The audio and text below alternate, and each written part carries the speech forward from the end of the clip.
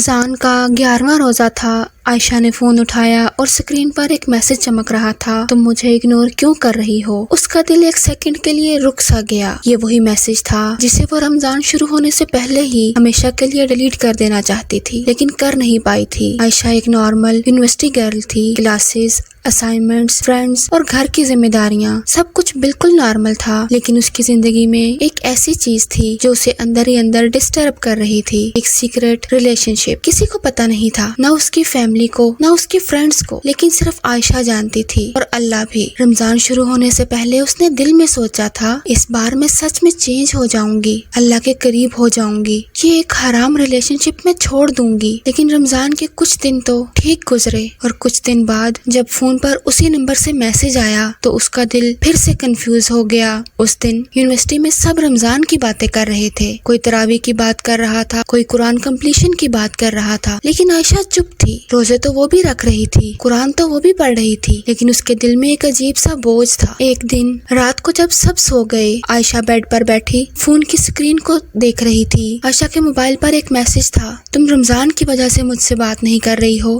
یہ میسج دیکھ کر اس کی آنکھوں میں آنسو آ گئے اور اس نے آہستہ سے فون کو سائڈ پر رکھ دیا، کیونکہ اسی وقت اس کے ذہن میں قرآن کی ایک آیت گونج اٹھی تھی جو اس نے کچھ ہی دن پہلے لیکچر میں سنی تھی، جس کا ترجمہ ہے، اللہ تمہارے ساتھ ہے جہاں بھی تم ہو۔ اب عائشہ نے سوچا، اگر اللہ ہر بار میرے ساتھ ہے تو کیا وہ میرے دل کا یہ راز بھی دیکھ رہا ہے؟ اب اس کا دل اور بھاری ہو گیا۔ اس رات اس نے پہلی بار سچے دل سے اللہ سے دعا کی، یا اللہ اگر یہ چیز مجھے آپ سے دور کر رہی ہے تو مجھے اسے چھوڑنے کی ہمت دے۔ لیکن پھر اس نے فون اٹھایا اور وہی میسج دوبارہ پڑھا۔ اب اس وقت اس کے دل اور دین کے بیچ میں ایک خاموش جنگ چل رہی تھی۔ اب اگلی رات عائشہ تراویح کے لیے مسجد گئی۔ امام قرآن کی تلاوت کر رہے تھے۔ اچانک سے ایک آیت پڑھی گئی جس کا ترجمہ ہے، کہہ دو اے میرے بندو جنہوں نے اپنے آپ پر ظلم کیا، اللہ کی رحمت سے مایوس مت ہو۔ یہ آیت سنتے ہی عائشہ کی آنکھوں سے آنسو بہنے لگے۔ اس نے محسوس کیا جیسے اللہ ڈائریکٹلی صرف اسی سے بات کر رہا ہو